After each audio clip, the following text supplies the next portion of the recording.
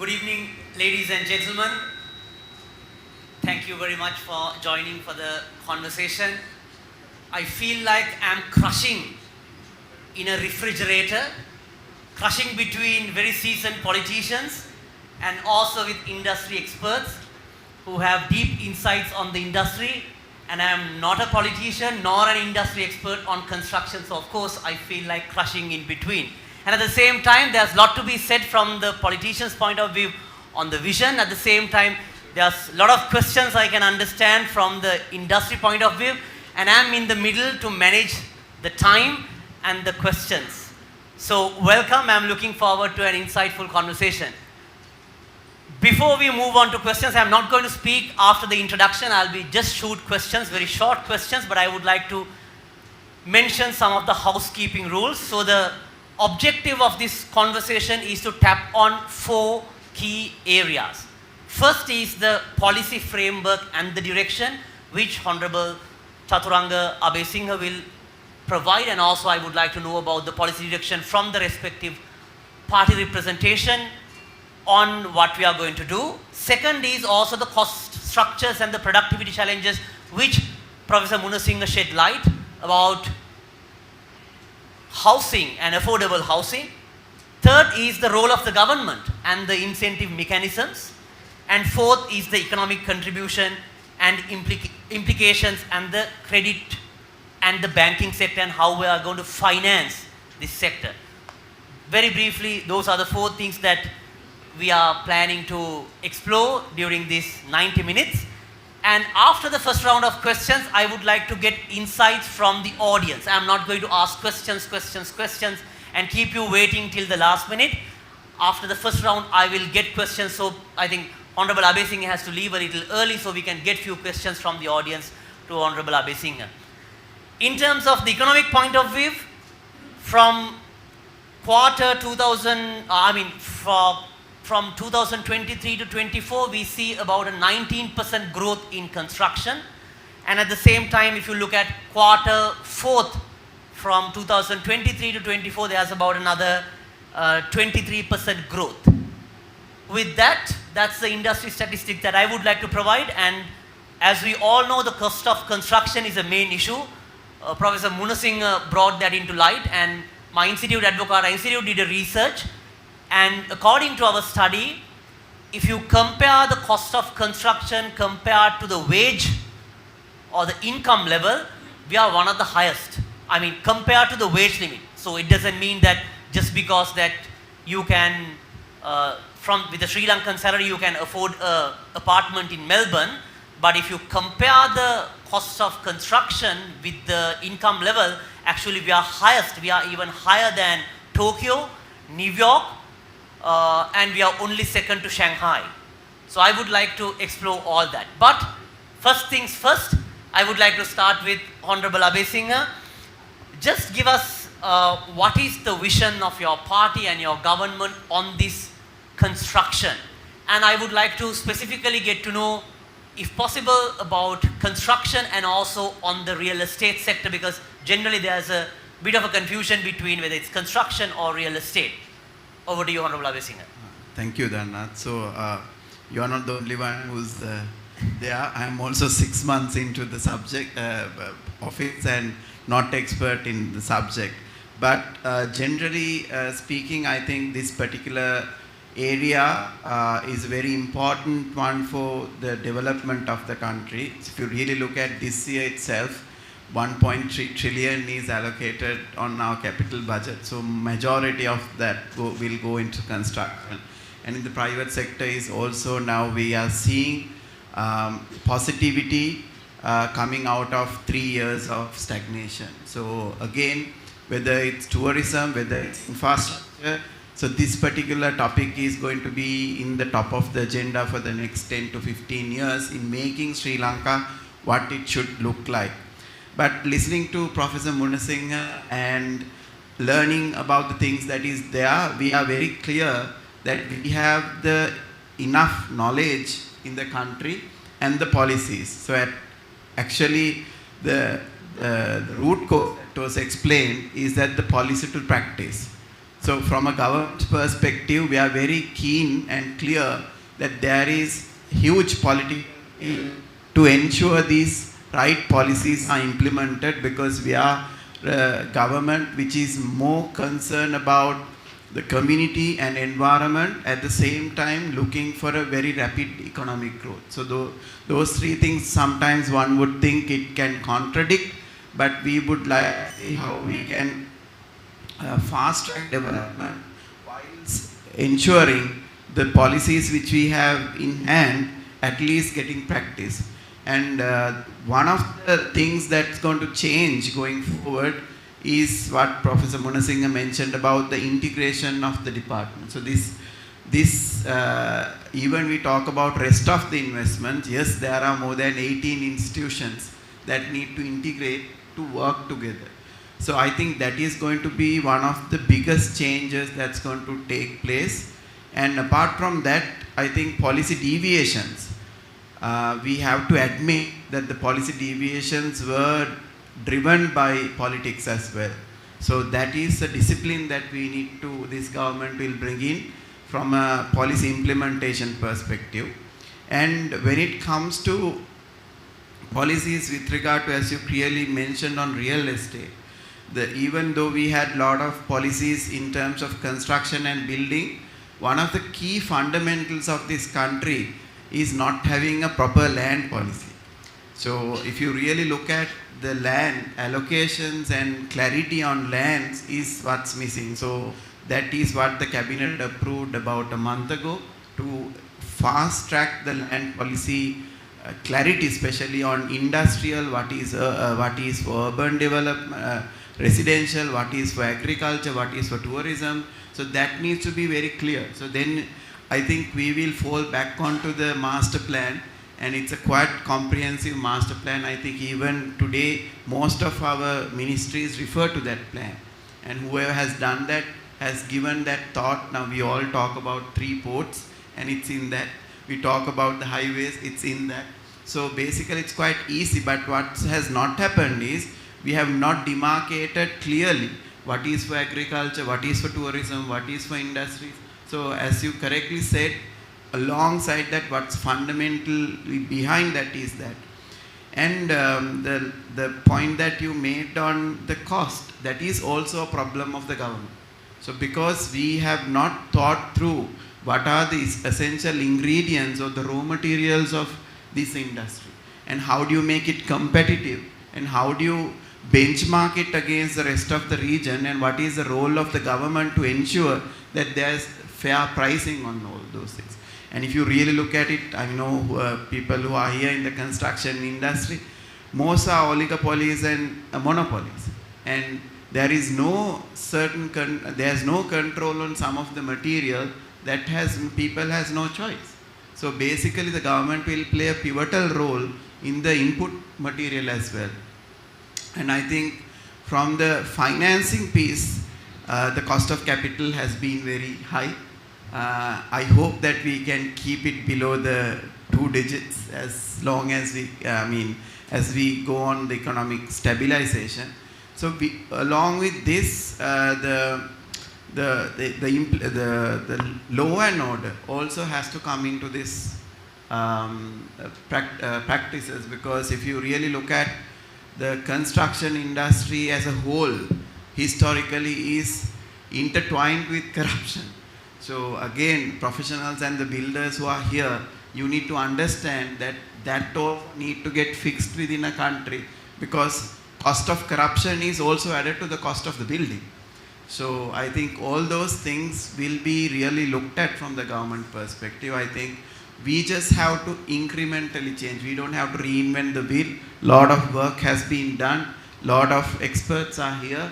And I think what this government will do is these incremental changes, and also to see how we can digitize and may bring efficiency in the process. I think with those 2 things alone, within the next few years, we would see a significant shift in the industry and the built area. And I would be thankful for the previous governments and the professionals and the leaders of these authorities who has kept Sri Lanka as it is. So His Excellency Mr. Patrick said that Sri Lanka is a livable city, so we have to give credit to those who have protected thus far. So we are in a land which is again covered by the Ramsar wetlands. So we have to now build and preserve from where we are, and I think government is committed to that, and I'm pretty sure even the relevant ministers are not here as an entire cabinet. We are willing to focus on these few things. Honorable Abesinghe, since you have to leave early, just wanted to quickly, very briefly, also want to understand now, every government who have been in power, they had a flagship project. For an instance, when you speak about Mahaweli on the construction, it's the UNP government that comes to mind. And even Gambudawa during that time, and even when Honorable Champika Ranawaka was the minister, and on the mega police, there was a conversation about port city and livable cities. And even when President Rajapaksa was in power, on infrastructure building, on port development. Is there a concept or a mega project related to construction? It could be on livable cities or it could be on housing. Is it something on the pipeline? I understand it's not your forte because you're not representing as construction, but is there anything which has been discussed in the government? Any indication for the audience from the stakeholders of the construction industry? Yeah, I think from a perspective of the government's priorities, all these things, the base is transportation. So I think for the next 3 years, the transportation, the ports, the transportation sector related mini marinas around the country to support the boating industry. So those things are going to be our priority because we are trying to look at economic growth. So the fundamental is the infrastructure for transportation, and then we have a very strong drive on the poverty elevation of the country. And obviously the satellite cities that which we have demarcated are going to be the cities that's going to build up very fast. So anything around ports, anything that based on the satellite cities that is demarcated will grow at a very faster rate from a construction perspective. I don't see that we would bring in a mega project, construction project at this point. But for the moment, we have areas that we need to fast track, which has not done for the last many years. For example, the northern development on infrastructure, the eastern development on infrastructure, the housing development in the central province, and then the port city. There's a lot of construction that's going to take place, and the constructions around Hambantota port. I think those are the areas that the industrialists would have to look at, and if you move fast, there's a lot of opportunity as well. Thank you, Honorable Deputy Minister. Next, I would like to move to Honorable Sajid Premadasa, the Leader of the Opposition. Could you provide us your vision and the policy direction when it comes to construction policy? Especially, you have been in the hot seat, being the Minister of Housing, and you are coming from a background with your father's legacy of a lot of construction work being done during that period. Could you provide us what is your vision policy? And I appreciate if you could also provide a little bit of clarity on policy versus a target, because it was mentioned, for an example, we provide shelter for everybody in 2030 or 50. For me, it sounds like a goal or a target. What is really a policy? What should be in it? How it should look like? Is it like a manual or is it like a guideline? And what is your policy? If you come to power, what are you planning to implement? Well, right at the outset, I would like to congratulate RICS, all the organizers, distinguished participants, for taking the trouble to organize this event, because I believe this would be another step towards establishing a national policy that is rational, policy that is not based on ad hocism, knee-jerk reactions, policies predicated upon personal agendas. First and foremost, when we are talking of policy, we firmly believe that such policies should be rational and in the national interest. So, with that contextual background, I would like to say that if we are to surmise the policies that we believe in to three words or three phrases or what you may say, it should be resilient, inclusive, and circular growth engine. Basically speaking, our policies will have 5 major emphases. So we will have a national circular built environment framework. Now this is very important. If you look at various countries, if I may give you some examples of countries that have embarked on the National Circular Economy Program. I think countries such as Finland, Denmark, Singapore, Netherlands, and even Rwanda, they have adopted circular economy solutions. So I think that's an innovative step that Sri Lanka has to embark upon. Second, I think it's very important to provide affordable housing for the so-called missing middle. There are large numbers of the middle class and all other sectors of society who have the urgent need for housing. So that would be the second precept of our policy. Third would be urban master planning and decongestion reform. Master planning that is smart, master planning that is progressive, master planning that is futuristic. Because we have seen with successive governments and administrations, they have a very short-termist outlook, very limited viewpoint. I think we have to think afar. Next, we would revitalize the domestic construction ecosystem. As you know very well, present indicators have shown that the construction sector contributes to approximately 6 to 7% of GDP, and approximately 1 million people are directly and indirectly involved in this particular sphere.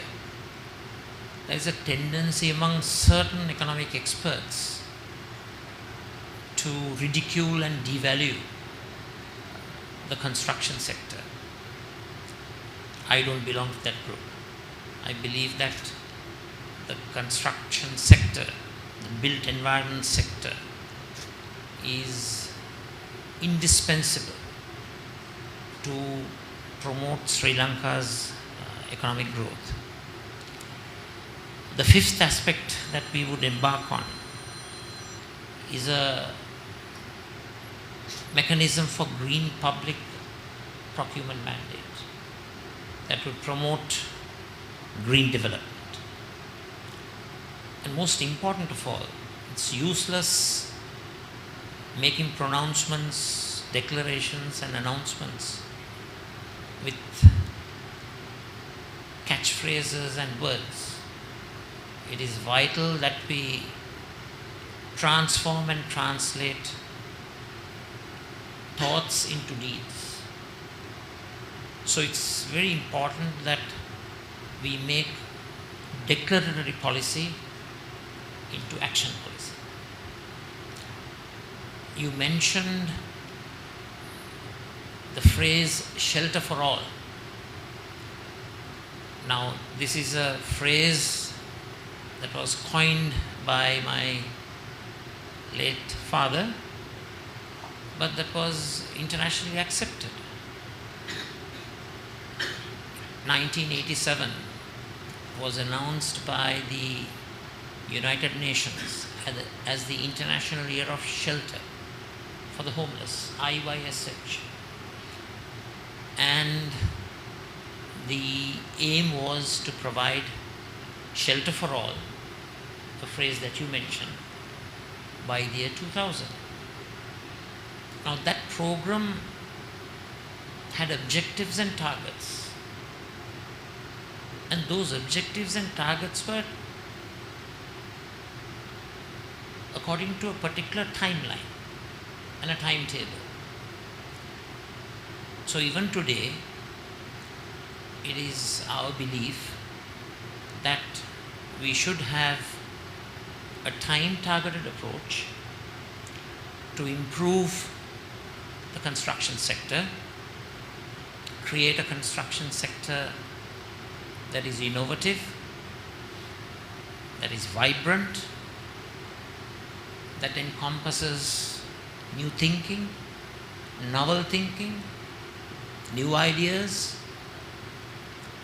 and we should not be hesitant to take the required actions. The biggest problem that we have as a country is the situation of policy fragmentation and being hesitant to be brave and to take the much needed steps to make sure that we have a sound construction sector and built environment. And it is our sincere belief that we have the wherewithal and we possess the requisite capabilities and talents to transform and translate thoughts into action. Thank you, Honorable Opposition Leader. Next, I would like to move to Honorable Ravi Karunanayake. Could you brief us again on your vision and your party's vision, or as a policymaker who have been in this game for a long time, who have seen the balance sheets, how do you envisage the construction policy and the real estate policy for Sri Lanka, and what is required, and where is, according to Dr. Jagat's matrix, where you have a policy and you have a practice, and where should be like the, not maybe the ideal state, but which direction that we should move to? Thank you. Thank you very much, Tanina, for giving that opportunity, and the organizers for inviting me. I'm sure I would try to give my practical best that is there. Of course, we are all in the opposition here now that the government has left. So all we would like to say is how practical we can get to this point. I think one of the most important aspects that we would like to say is to bring the factor of practicality. I find that we have outpriced ourselves and the construction industry, which is a very vital industry, which basically can help to grow around 8 to 10% of the growth. And I know because Mr. Karunaratne, who lives as a neighbor to me, he always says the problems that they do face. And I must say, we have overtaxed ourselves. 18% on VAT, 4% on land stamp duties, puts you on a 22% even before you start off. The lending rate from 10 to 22% puts you into further difficulty. So here you have a consumer who is looking forward to a house, and it was amply example by Mr. Jagat Singh who mentioned in that way. I don't want to venture in that. So the affordability gets questioned. Would you build for? You might build, but nobody will buy over. So I think the government has to do a complete C-check as to how you could bring affordability in, bring rationality in. There is no point. I mean, I am a believer, once the country has gone into a sense of delinquency. We have come out by holding the IMF hand. But you don't need to be dancing beyond what is required from them. We must be able to say these are policies. We must have the central bank giving specific lending rates on certain areas. Construction industry can't go the way it is going at the moment. So being past legislator, being finance minister, I think there's a lot of direction that the government can give. One area is the specific lending policy. And I'm sure this is the thing that you would basically aptly know. If you don't, you would basically leave out a sector. There are 6.5 million families in this house. Our reckoning is that there is a requirement of 600,000 houses, more from the lower end than the upper end. And how do you get to that point? The construction cost has gone up from 2,500 rupees a square foot, which was in 2022, to roughly about 8,000 to 9,000 now in the lower end, and about 30,000 in the upper end. So if you don't bridge this gap, what amount of government policy won't help you to get to those dreams? The other one is the lack of cohesiveness, policy direction, and the lack of decisiveness. You can't be making a decision today, changing it tomorrow, and getting the government servant to say, go ahead and do it the day after. That is the problem that I see. We have to be bold, daring, and take that decision so that the people who implement, the construction industry, the real estate players, and finally the consumer.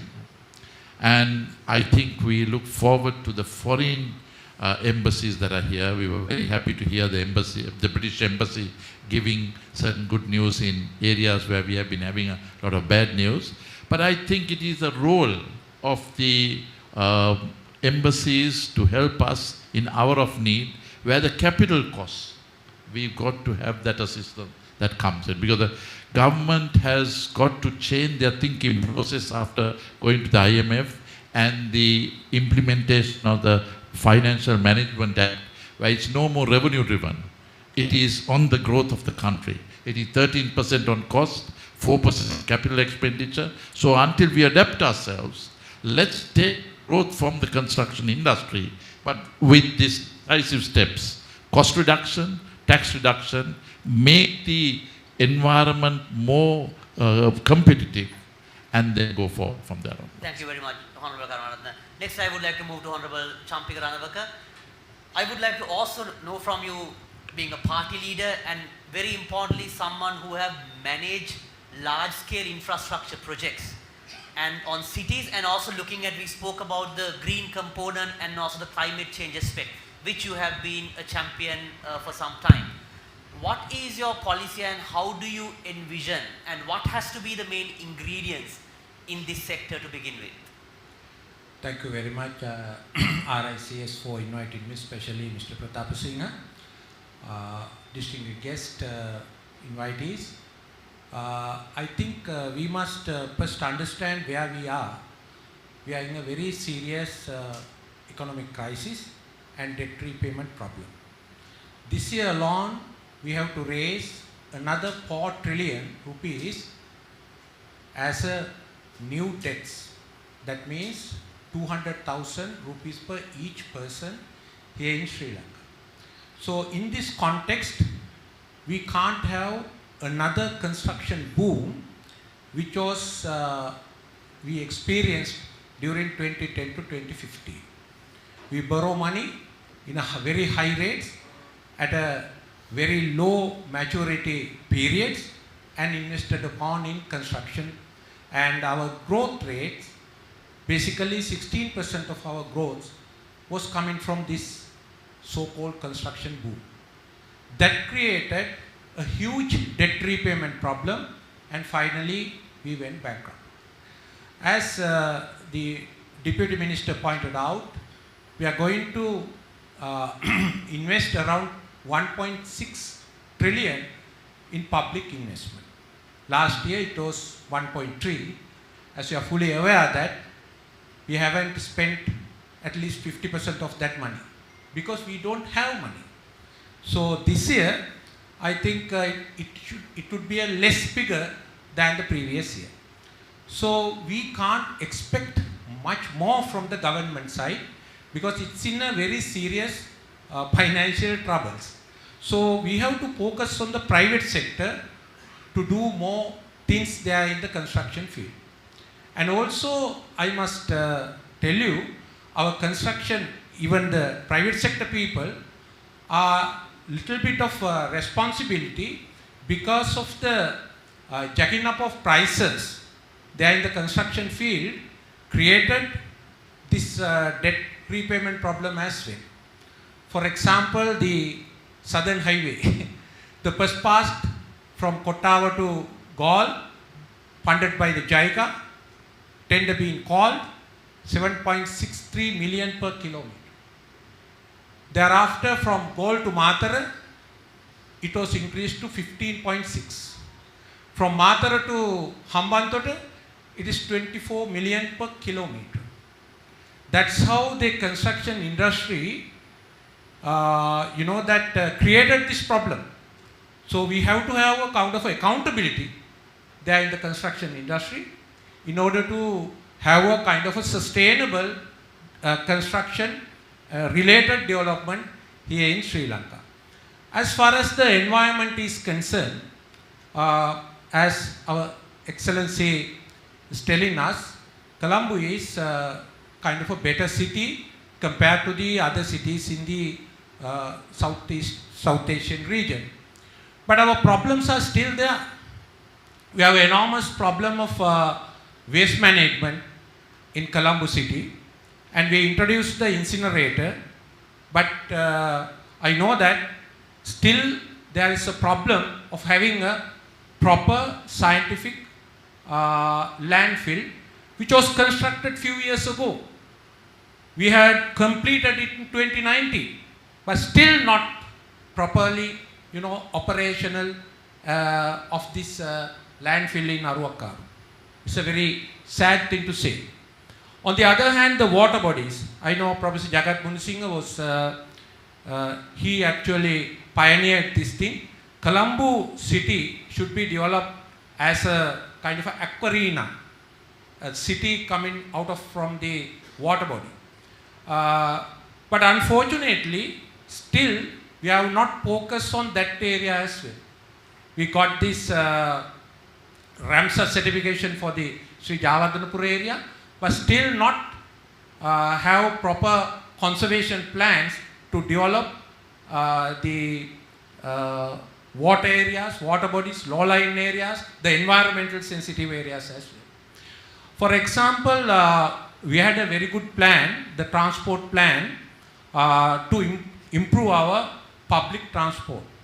You know that we are a very, our population density is very high. We have very limited land mass in these urban areas. So we have to improve our public transport. That's why we identified the population corridors from Colombo to Trincomalee, as Professor Jagat Munasinghe pointed out. But unfortunately, the political ha-ho here in Sri Lanka, it was MCC and the CIA plan, right? That was the one problem that the Ahapalana government was facing in the political district, right? So it was actually created by professional people here in Sri Lanka. But unfortunately, some television networks and some media persons and some social activists created this ha-ho and kind of a problem there to implement this thing. But still there, we have to have a proper national physical plan and proper strategic city plan, and based on that, we have to improve our public transport corridors. And also, the housing is concerned, we have to build our public housing with these transport corridors. Unless otherwise, you have a huge traffic plans. We can see now in Colombo, here and there, you can have high-rise buildings, condominiums, but you have to address all the other issues. How do you supply electricity? How do you supply potable water? How do you going to address the traffic jams created by all these things? Recently, we relaxed the importation of vehicles. What is our vehicle policy? We have to first give kind of a priority to the public transport, but we are going to give kind of a priority to the private mode of transportation. That's how we wasted another 700 million US dollars to import new vehicles to this country when we are facing a huge debt repayment problem. This year it's around 2 billion US dollars, but we are wasting money. So I think we have to look into the old plans with the new context. With the new context means the new economic context, and revisit the plan and implement it. Thank you, Honorable Ranavaga. Next, I would like to move to Mr. Ranjan Seneviratne. Mr. Ratna, want to understand from your party's point of view, what is the vision, how you envisage the policy towards the construction industry?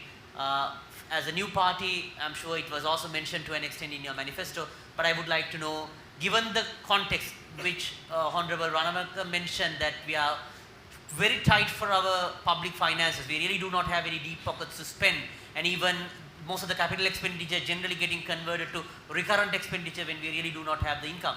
Over to you, sir. Thank you, Dhananath. And first of all, thank you RICS for having Sarojana Balaya here, and I owe you an apology on behalf of the party leader Dilip Javira. He is currently in China attending Global Civilization Forum, so that's why he is unable to be present here. And I'm representing the party as a General Secretary. And I'm no subject matter in your industry, but except that as a lawyer, I have represented a couple of big developers, one in litigation involved in the commercial high court, so I can at least pretend that I'm an expert. So our party's vision is based on you can see in our tagline, entrepreneurial state and happy nation. So this concept, entrepreneurial state, is not something we invented. It's a very common, very popular concept in the developed world. We borrowed that concept and then we introduced that concept into the Sri Lankan political platform. So when we are talking about the construction industry, we can't, isolate, or we can't call it a standalone pillar kind of an industry, because construction industry is a big pillar in almost all other industries. For example, you take tourism, and the government wants to double the number of tourists arriving in this country, then you have to develop the infrastructure, you have to develop the number of rooms. So that means the construction industry will have a big role to play in that segment of the industry. Same applies to power and energy sector as well, and almost all the sectors. So what we have done is, basically this entrepreneurial state concept is that our vision is, we must, as a government, we must create a monetary and regulatory environment which will encourage more and more talents to take up entrepreneurship, which means the country should produce more entrepreneurs, as well as the framework should support the entrepreneurs to sustain their industry. So this applies to the construction industry as well. So this, based on this vision, we have developed a strategic plan for every segment of the industry. So construction industry is one of the segments. We have a live document. First document we presented to the people during the presidential election. So we keep improving on documents with the participation of experts from the industry as well. So to translate this vision into actionable policy changes, I can't talk about all the changes that we have proposed, but I'll select few key areas, and I will explain to you how we are proposing to make or implement our vision in terms of policy changes which will be helpful to your industry. Biggest issue currently the construction industry is facing is lack of access to finances. So we all know we have HDFC, which is providing loans to the housing sector, but most of our commercial banks don't have specialized divisions or with experts in the with people having expertise in the sector who can deal with the construction industry. and we don't have any banks providing loans to startup entrepreneurs. So this is one area we have looked at. This we have proposed a startup bank for the entrepreneurs, which includes construction industry. And also we'll have to come up with other solutions, other innovative solutions to address this issue. Especially, we have to improve the investor confidence in this country and increase the investability in the industry. That's a big challenge for us because there are a lot of changes that we have to do that. And the next point is the regulatory framework. We all know that there are multiple agencies and multiple sets of regulations, and there is no coordination between or among those organizations. It's very difficult. When you want to implement a project, you have to go from pillar to post. I understand that BOI recently tried to address this issue by forming a one-stop shop, but unfortunately BOI doesn't have the power to give directions to all the other agencies to give necessary permittings and approval. So this is an area that we'll have to make policy changes. And then the lands. In Sri Lanka, a large chunk of lands are owned by the government through various institutions like Mahaweli Authority or LRC. And most of these lands are in high-value commercial areas. If you go to an area like Colombo 2, where there are several five-star hotels, you will see that among them there are big chunk of lands occupied by government institutions. So we don't have proper zonal regulations and planning approval schemes. So we'll have to make sure that all the zonal regulations and planning approvals regulations which have been issued by multiple agencies are accessible to the potential investors. And also government must make sure that commercially valuable lands are available for private investments, of course, in a transparent and corruption-free manner. Thank you, Mr. Senator. I have to stop you from there and move to the questions. I'll give you more time to explain your vision and what you intend to do in the next few rounds. So I think I would need your assistance to shoot questions to our esteemed panelists, because you know the industry. There have been few issues have been spoken and few solutions have also been spoken. But I think what we need is more short term, I mean what we can do on short term, because we all know things are quite tight in the coming few years. So I would like to give you the opportunity. Please raise your hands. I would like to take few questions before we go to the next round. So please raise your hand. I can see one there, another one in the front. So we'll start from here, from Professor Vedikara at the front row, and then I'll come to you, sir. But we'll take few questions in the same group. Over to you, madam. Thank you very much. I would like to thank everyone who has given their view on the construction sector. But coming from the construction sector and being in the consultant sector for the last so many years, nobody has given us any vision or anything like that how to grow. For example, at the moment the construction sector is bleeding. We don't have work. Even though you say that there is corruption and all kinds of things, but the construction sector itself is bleeding. We as consultants, there are many consultants here, we don't have work. We can't pay our wages. So I am not sure whether the policy that is being done is really good. I'm very sad that the government has already gone without the experience. Just came and said, well, we are doing some infrastructure, we are doing some ports, we are doing something, but that is not good enough for us. This sector has to develop and has to come up. So I think everyone who is there, I'm sorry that nobody has given us a solution yet. Thank so you, I would like a solution. Thank you, Professor Vedikara. So your question is what the government can do on an immediate basis to stop the bleeding. I think we have another question from over there. Yes.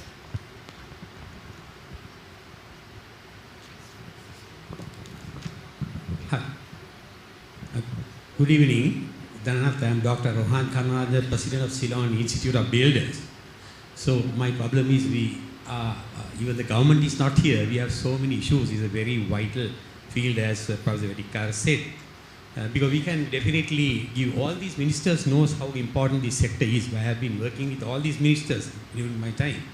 So we can definitely give about 10% of the GDP, but I don't know why these governments are not understanding that. Now, year 2013, we have been contributing 9.6% to the GDP. At that time, government had given us 1.3 trillion worth of work in the construction industry. But now, as Honorable Champika Ranamaka said, 1.3 trillion has been allocated, though it's allocated, only 450 billion had been sent to the various departments to work. Even out of 450 billion, only 250 billion been dispersed. The balance they are keeping all the books on their tables.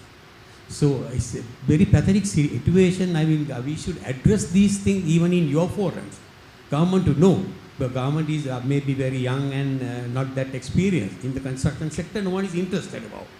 And I have visited 5 investor forums last 2 months in Singapore, India, Bangkok, and all these places. 5 places I have been attempting. The major problem is they don't want to come to Sri Lanka because our approval process will take about a year or 2 years at least. And also the construction cost is high, as everybody said. So during Mr. Ravi Karanaka's time, actually he has contributed 5 million. He had given to the construction industry for development of skill development. So at that time our problem was that we didn't have skilled people. Even I have worked with Honorable Sajid Premadasa more than you, sir, your father. I was a very young engineer in State Engineering Corporation with your father. I worked. The day he laid the foundation stone, he announced the date of opening. Thank you. So your question is, you don't have enough work. What can be done, and what's the policy of the government? Exactly. Got it. Exactly. Understood. Any questions? Yes, we'll get the question from the lady at the back. Thank you, Dhananath and Romali. Quite a lot of the dialogue at the moment by the National Contractors Association as well as the major contractors is due to the extreme competition that is faced by the contractors due to limited work. There is a lot of anti-competitive practices that are going on in the industry. Now, these two bodies have continuously spoken to CEDA and they've spoken to the Road Development Authority as well regarding quite a lot of the practices that we have followed being undone due to the crisis. So there is a big lacuna there. Secondly, there's quite a lot of dialogue about why there isn't a lot of work. But the contractors themselves have offered to say, why don't you split packages so that the contractors don't eat themselves, and also have least cost principle to the government so that you will go for the lowest bidder and not to have contracts that are given to 1 or 2 contractors, thereby creating an uncompetitive environment. There's actually very little dialogue that we have with the government right now, and the bodies are struggling to get this point across. So my question is there someone, even in the parliament or COPE or any member body, that we can talk to about these issues? Understood. Thank you very much, Pramali. We have another question at the center, and I'll come to you, and then we'll move back to the panel, so then we have a reasonable number of questions to address. Good evening, everybody. RICS Sri Lanka doing a good job here. I'm Architect Jayantha Pereira, President of the Construction Chamber, and also the Chairman of the Green Building Council of Sri Lanka. I have just say something. You see, we talked about physical plan. I can remember 2019, I can remember the year, when the original physical plan, policy plan was submitted, it didn't have the word construction in that plan, in the document, right? So this is how things have happened. Anyway, it was refined and all that was done. Now, one of the key things that is happening, especially in the tourism sector, if you want to develop, is, I think Dr. Rohan also pointed that out, approval process, right? Sometimes investors come, investors are not coming here to get approval for wait for 3 years to get approval. They come here to get the approval, collect the profits in 2 years, right? So this is a major issue that has happened in Sri Lanka. Approval process has to be implemented. I need to sell something. 4 years ago, we had a World Bank group, three members, one from US, one from Germany, and one from Morocco came here to support, to make the approval process fully digital or online. And they went round and came back and said, sorry, everybody says we can't do it.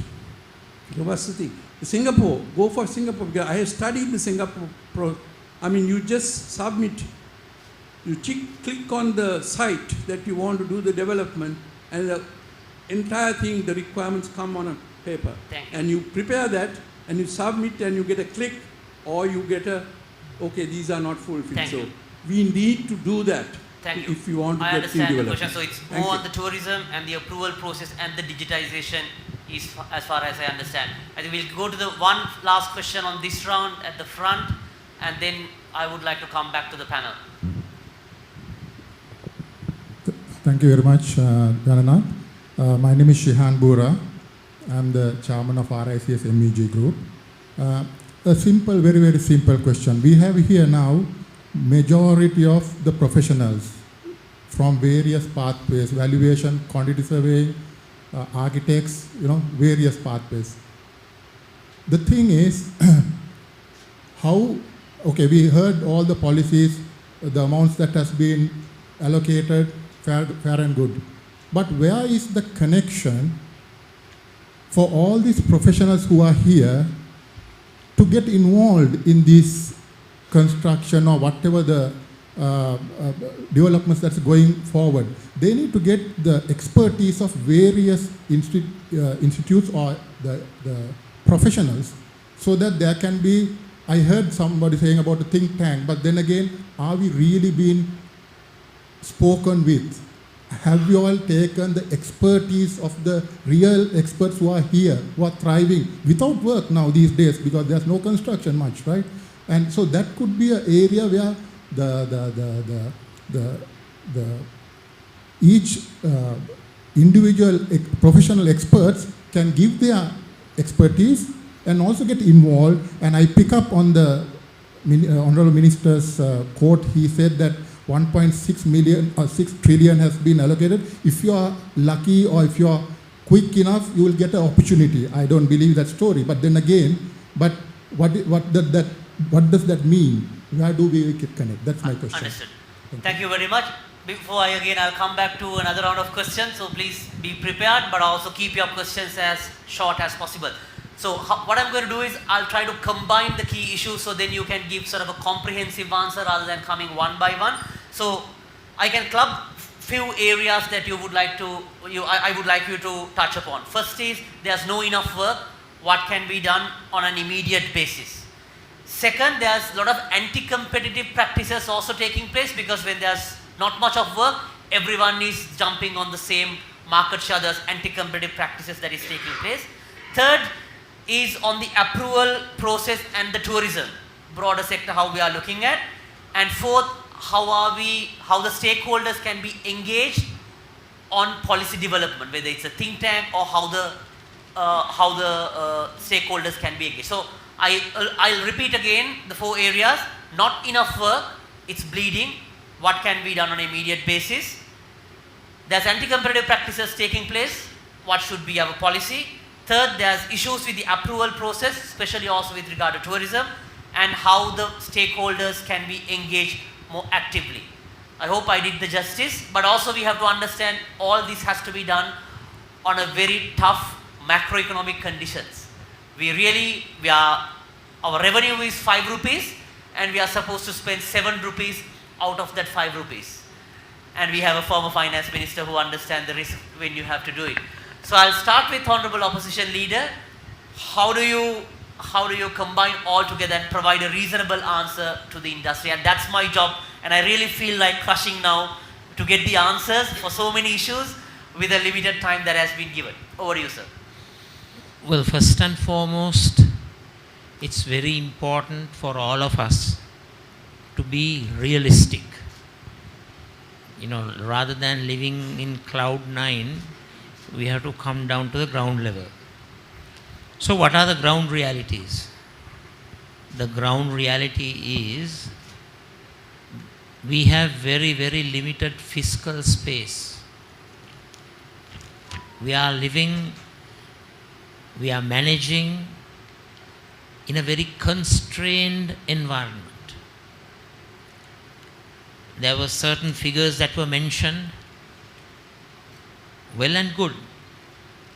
But how much of the allocated funds through the budget reaches the respective ministries as the impress? I know very well, because as a cabinet minister, when Honorable Ravi Karunanayake allocated funds, on an annual basis, we had a 99% success rate in utilization of funds. Allocation is not directly related to utilization. Allocation needs to be followed up by a impress. I used to call the TOD, Treasury Operations Director, 3 times a day to get the monies across to the various ministries. So this is pre-bankruptcy. Now, living in a bankrupt country, there is a fiscal squeeze. There's a limitation on government capital expenditure. So what is the solution? The solution is not a demand side solution, it's a supply side solution. The government should be an enabler, a facilitator, a provider of a propitious and fruitful environment for growth to take place. So we need to have a proper policy, a land reform policy for urban development. That is not going to cost money. That's a supply side effort. We need to provide the most attractive environment for investors to come and invest, for investments to grow, and such investment opportunities can be used and utilized by all of y'all. All of y'all will have work.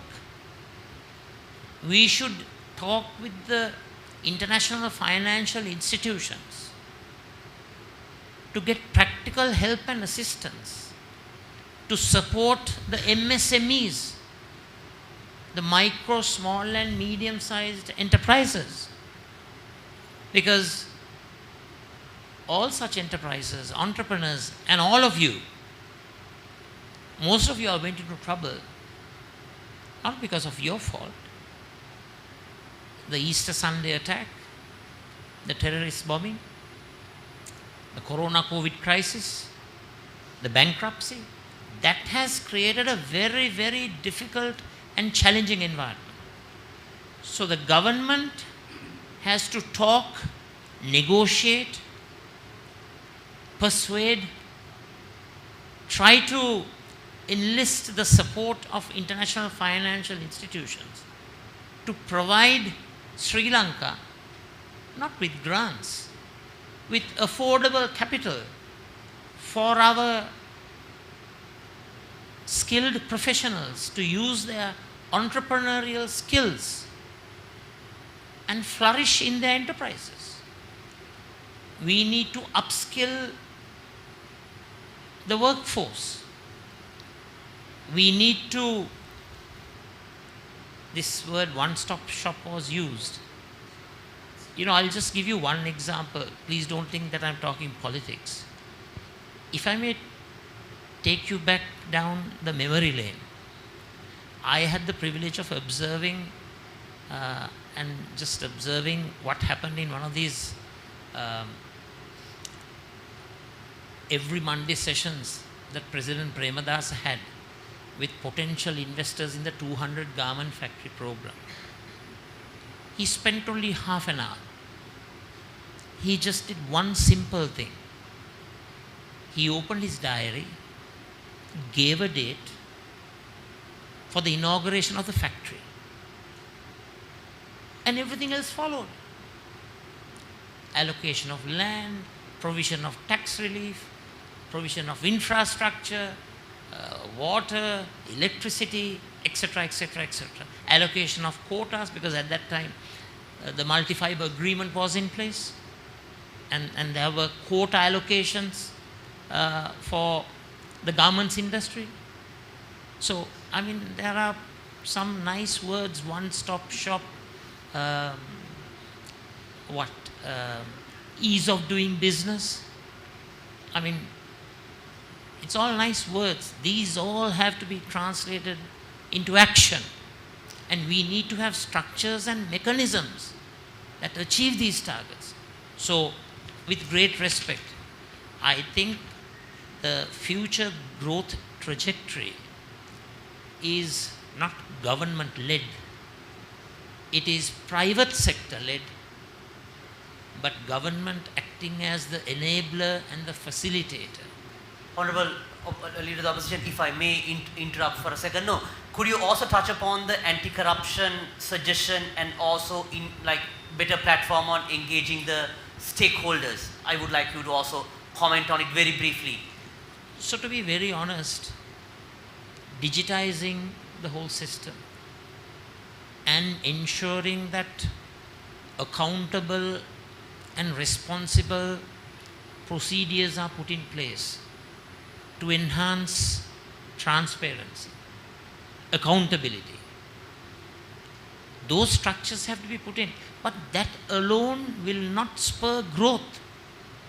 In order to spur growth, the respective governments, administrations, they have to champion it.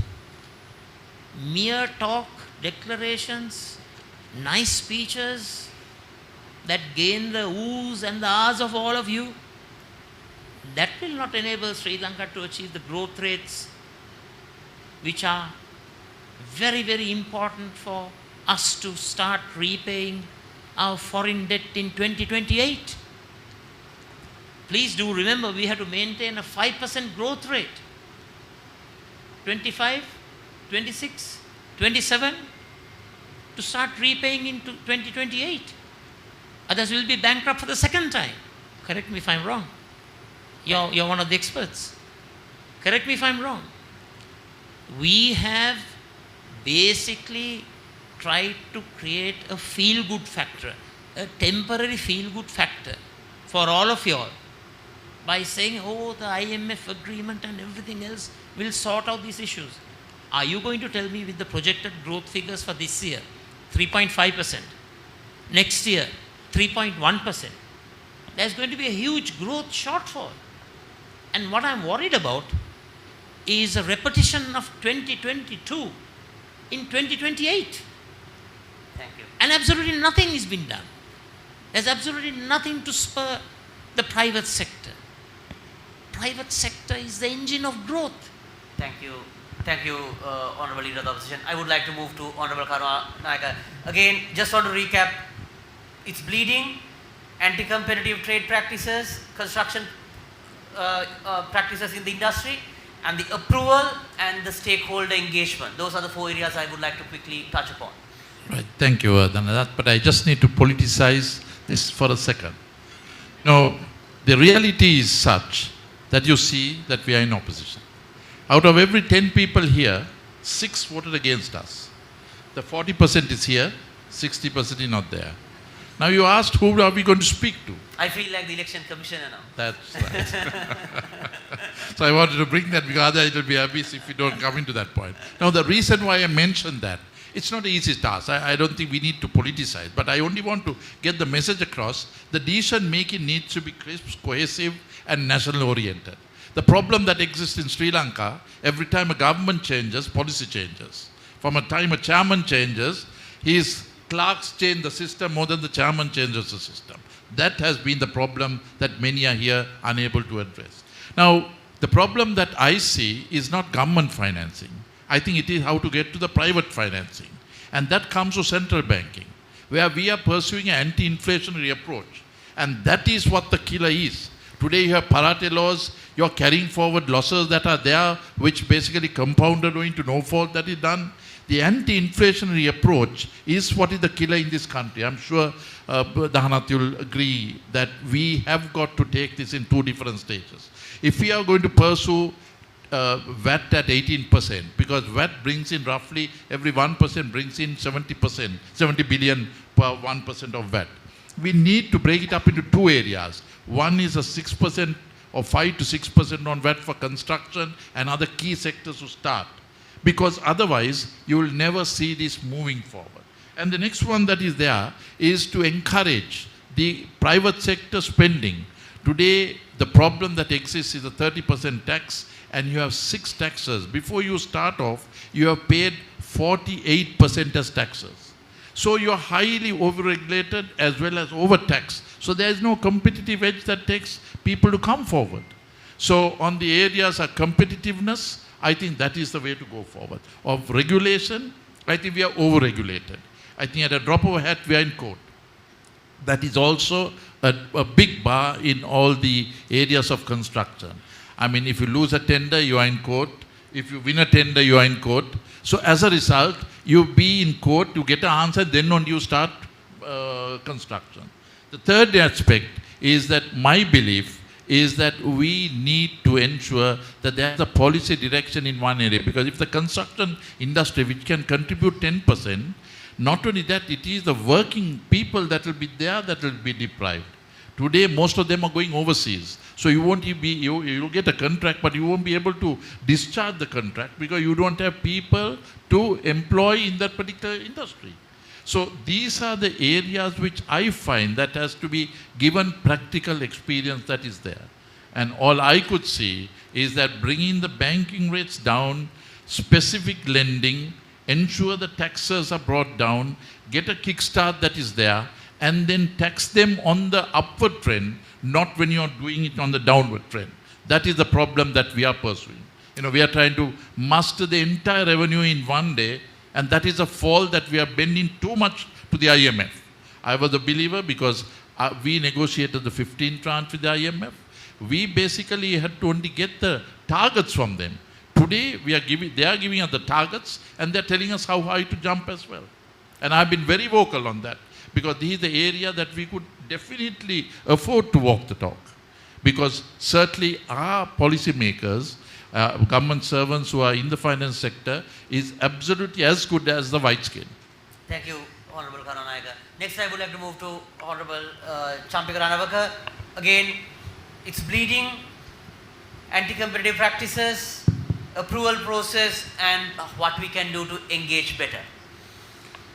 Actually, I think the construction industry prevailed there in the last decade, I think 2010 to 2020, can't be, prevailed in this coming decades.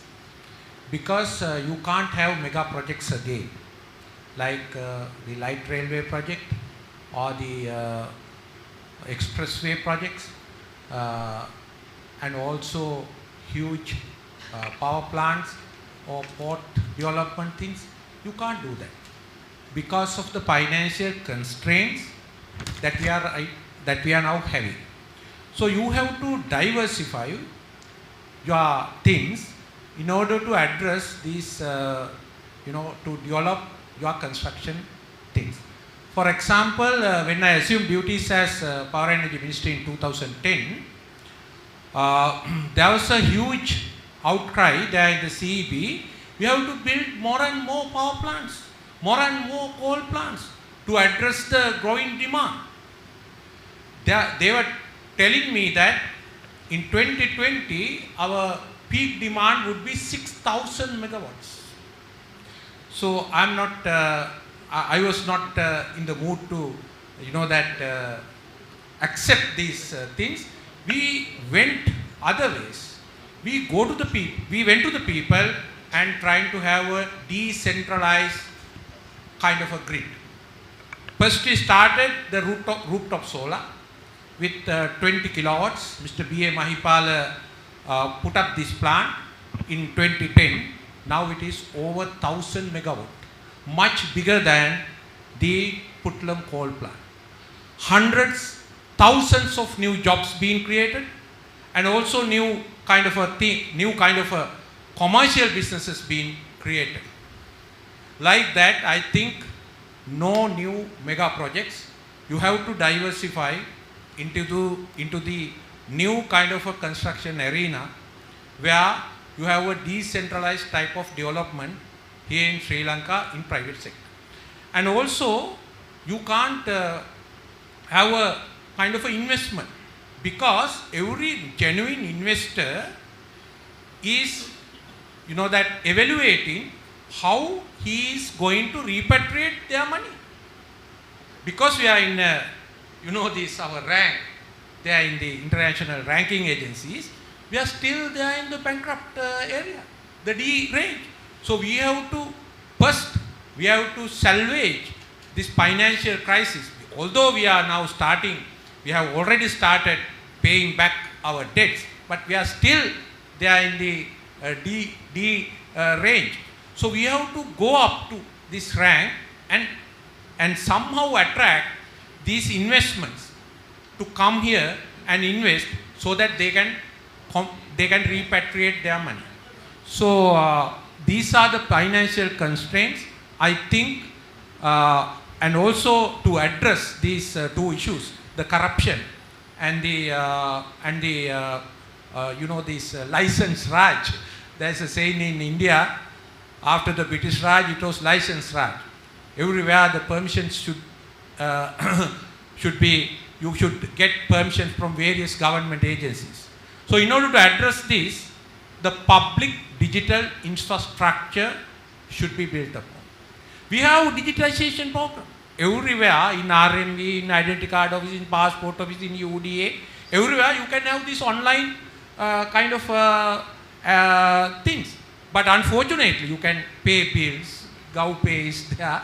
All those things can be categorized as digitization, not digitalization. These are silos. For example, the IRD. They have issued what you call TIN number. We asked them not to issue different TIN number related it to the unique identity card number. But they refuse to do so. So we have to bill huge amount of things to apply for our income tax things. So this is kind of a silos. They are in customs. They have a very big computer system, an RCCUDA system. But 9,000 wharf class are there to handle the cargoes, right? So RCCUDA system there, the RAMIS system there, and various other government agencies do have their own systems, but you need to have one coherent digital public infrastructure. And we formulated it in Parliament, in our committee, Ways and Means Committee, and we had a kind of input from UNDP and various other countries. For example, in India, how do they introduce these things in 2014? The Modi government somehow managed to introduce this kind of a payment platform. So we formulated all these things. By way of having public digital infrastructure, you can address both issues. The getting permits in online and automated way, and at the meantime, you can address the corruption issue. And also, there's a hidden market, thing, I mean the grey market, who are not paying taxes. So you can cover, you can absorb these markets as well, so that you can reduce the real tax base from the people who are now paying taxes. Our calculation was that it was 50%. So you can increase your tax amount by 50% by way of introducing this public digital infrastructure and also the payment network. I think the newly introduced things like to track this blockchain technology or the Binance technologies are very futile things. No one in this world can, access to the binary world, I mean the blockchain technology or something like that, because it is introduced to evade the so-called state. and becoming a kind of a sovereign individual. So our government is very, are trying to introduce some kind of taxes which cannot be collected.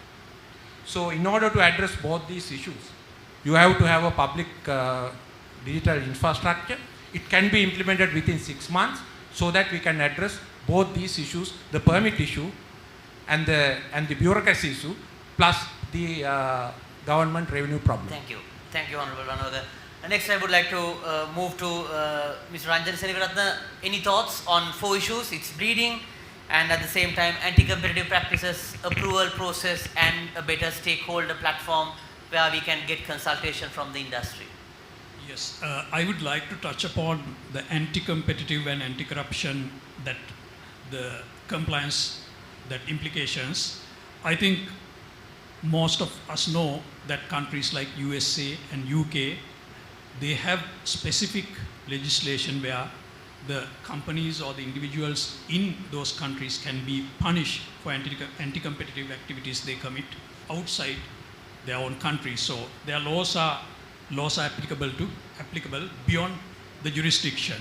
But most of the people don't understand the extent to which these laws can apply even to entities existing outside those countries. For example, let's say an Indian company, they want to come to Sri Lanka and invest in this company, invest in Sri Lanka, and they engages in some sort of a corrupt practice. And if that Indian company has an entity in the UK or in the USA, then they can be liable.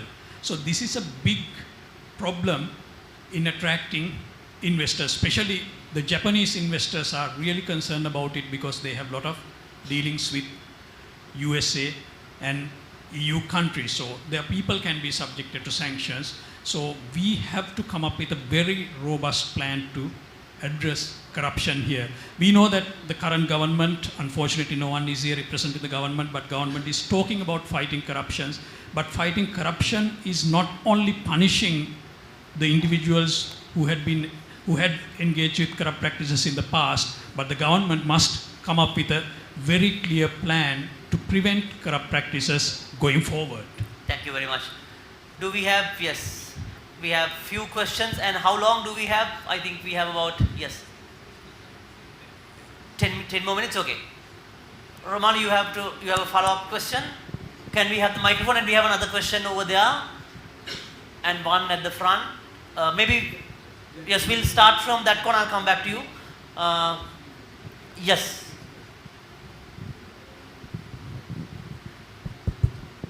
Okay? Yes. Thank you very much for the occasion given to me. I think what I've seen from all these discussions is that we are not seeing the white elephant in the room. The white elephant in the room is the IMF. The regulations imposed by the IMF has created a situation that basically taken away all the aggregate demand from the country. What is the net result of that one? The net result is that there is no production, because what are the actions that have been taken by to please the IMF? Targeting inflation. Till 2017, right? We had the massive amount of printing money. That is, I mean, not printing money per se, but you know what printing money is, right? So quickly come back to the question, please. Yeah. I have only 10 minutes. I'm sorry, but this is something going beyond what it is all about. So the question is this, that how can we renegotiate or do what is right for the country so that you can increase the aggregate demand so that you can go on to production. Understood. Today, not only that. I think the question is clear. How can we improve the aggregate demand by renegotiating the IMF program? I think, thank you, sir. I'm very sorry. I apologize. I have to unfortunately cut you off because I was waiting patiently to ask. Thank you so much for your patience, but unfortunately I'm in between bit of a time crunch. We'll get 2 more questions. I think, yes, we have 1 more question at the front, and I think Romali has a follow-up question. Yeah, so I come from facility management background. So here we are talking about building new infrastructure. But my question is around how are we going to sustain the existing infrastructure? Our buildings are efficient enough? Are we sustainable enough? So what sort of policy makers who are here, what sort of thought that you can bring into that? Understood. Thank you very much. And can we have, yes, Romali, I think, has a follow-up question since he asked about the anti-competitive. I'm not sure, that's why I'm going to give her back the opportunity. And then I have 1 more question. I think with that, we'll wrap up. At the back. Yes. Thank you, Dhannath. I'll be really quick. Honorable members of Parliament, my question is, can you please take this up in Parliament? By anti-competition, I do not mean corruption. Anti-competition is very specific. That is underpricing, undercutting, underquoting, not having true reflection of prices. This is currently the tendering practice that is going on in the government sector. Can the members of Parliament please look at that? Secondly, there is allocation, there are tenders. Please see how this is distributed into the construction industry, because it's all getting concentrated into very few entities. So that's my second question. There is work. Can you have equitable distribution? And we have provided a solution. Break it up into packages, 1 contract per contractor, least cost method to the government. Can the please honorable members take this up in Parliament? Anti-competition, not corruption, equitable distribution. Thank you very much.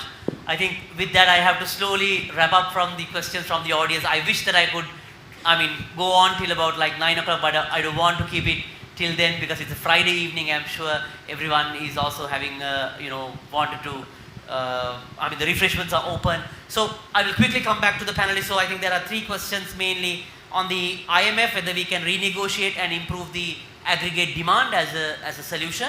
Second is on how are we going to sustain the existing infrastructure rather than building the new infrastructure. Everyone was talking about the new infrastructure. Third one is again like whether we can take these anti-competitive concerns in the Parliament. It is not the anti-corruption, it is the underpricing and only certain contracts being given only for certain bidders. So can we take up at the Parliament? On top of that, final, as a moderator, I think I have the right to at least put 1 more point, that is on the cost side. As I think we mentioned about it, but as we all know, our tiles are being at a tariff rate of about 82%. Our steel is at very high price, and these are all front-loaded costs, because when you start with the steel, your cost is very high. So as on cement, so as on so many other construction materials. So with that, I would like to wrap up again. IMF, whether we can renegotiate to improve aggregate demand, sustainability whether we can sustain the existing infrastructure, and on the anti-competitive practices, and on the cost front. Shall we have a fairly brief answer? I know it's a lot, it's a loaded question, but unfortunately I'm running out of time at the same time. Over to you, Honorable Premadasa. So, all of us who are here, we want our country to be prosperous. We want growth to take place. So when you talk of growth from the perspective of an economist, the gentleman mentioned about aggregate demand. So that's the Keynesian methodology of resuscitating the economy. But then you have the monetarist approach also, the Milton Friedman, Adam Smith approach. That is, you tinkle with the interest rate and money supply, and then you try to encourage economic growth. Now, we personally believe in a mixture of both. But right now, for the aggregate demand management policy of John Maynard Keynes to be implemented, we don't have adequate fiscal space. So we have to be very prudent in our government capital investments to ensure that such investments give the country the greatest possible return. Here again I go back to the private sector being the engine of growth, and we need to provide the maximum amount of support and incentives be it in terms of low-cost finance, facilitation, ensure that the entrepreneurs have a level playing field. That is most important. We have heard of many instances where various corporates have been given preferential treatment. Level playing field is also very important to create competition, growth and value for your services. So I'm not going to address all of the issues because I want to be fair by my colleagues who are here. So as far as the IMF issue is concerned, we have to take both a Keynesian and a monetarist approach, and certainly we can try to renegotiate, and we must do that. That is most important. But please do understand, Sri Lanka's economic problem is not an IMF created problem. It is a problem primarily due to ill-advised, highly politicized government policy. So it's not the fact that IMF needs to come into Sri Lanka. We needed IMF support to stabilize the country. We have to be fair.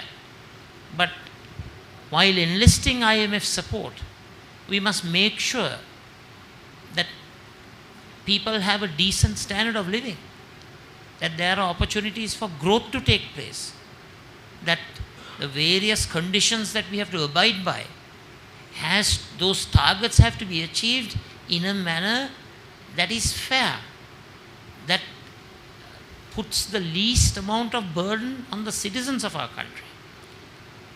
So we have to work within the IMF framework, no doubt about that. You can't go away from that. That's why I said, let's not talk of so-called type of thinking that is done in cloud 9. We have to come down to earth. We have to look at the reality. We have to look at the practicality. But working with the IMF, with the citizens' rights in mind, not only political and civic rights, their economic rights, their social rights, and their right to life. Thank you. Thank you. Next, I would like to ask from Honorable Karunayaka, any thoughts on these 4 areas? 4 areas, okay. As for the IMF, I think it's fait accompli. I don't think you could mess around leaving 17 months of negotiation that's going on. So I think you've got to do the best out of them. What you've got to do is the central bank has to step in and reduce the lending rates, because every 1% of interest rates that you reduce, it impacts 160 billion on the government's exchequer. So that can be put into productive use, because the fiscal space the government won't spend anymore.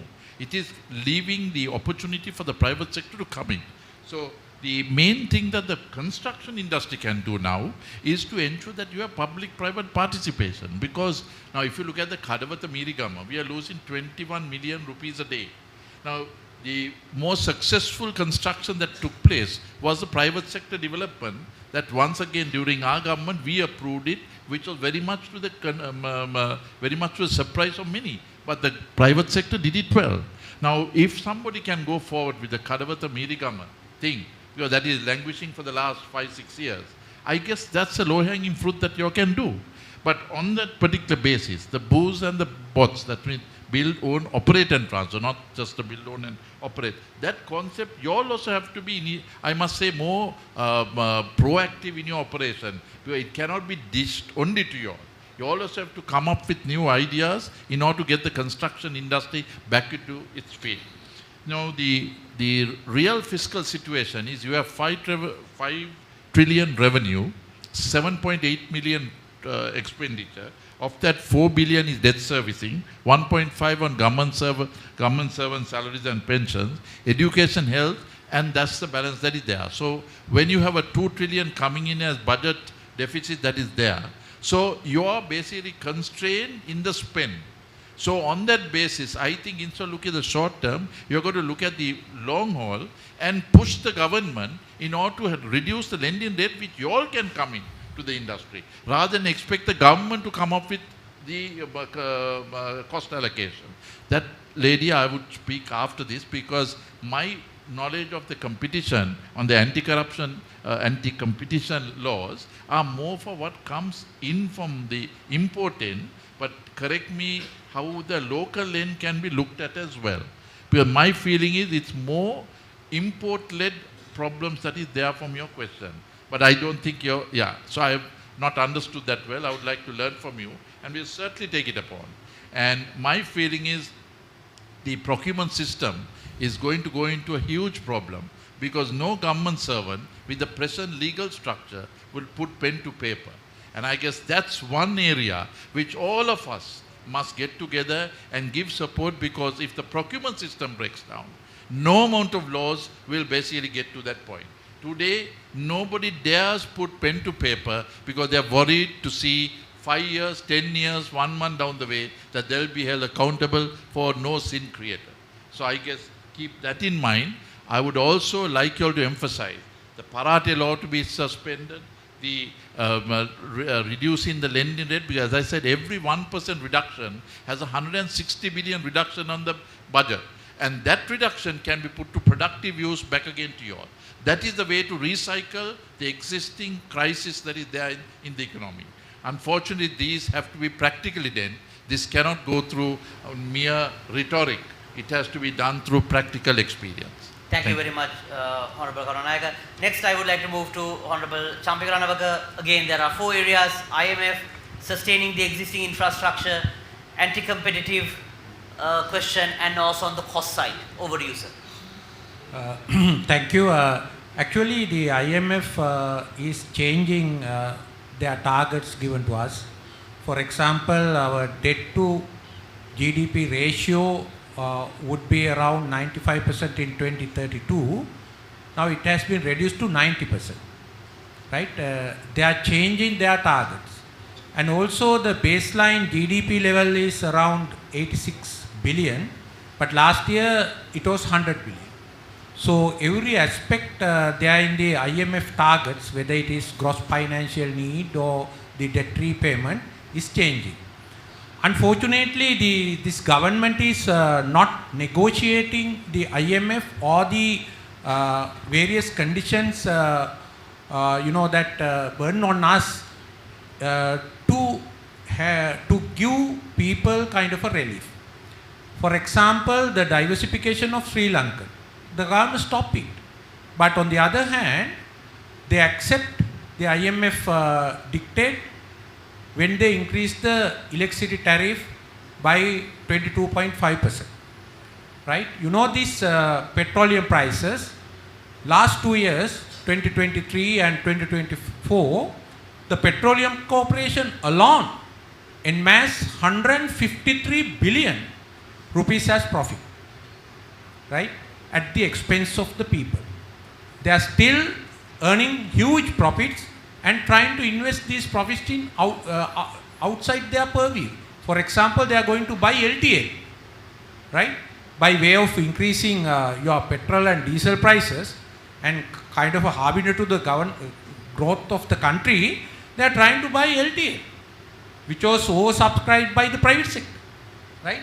So like that, I think government is very erratically changing things, but we have to have a coherent new policies and to renegotiate IMF conditions, unless otherwise we will be in a very serious position when we are properly repaying our debts beyond 2028 and after that.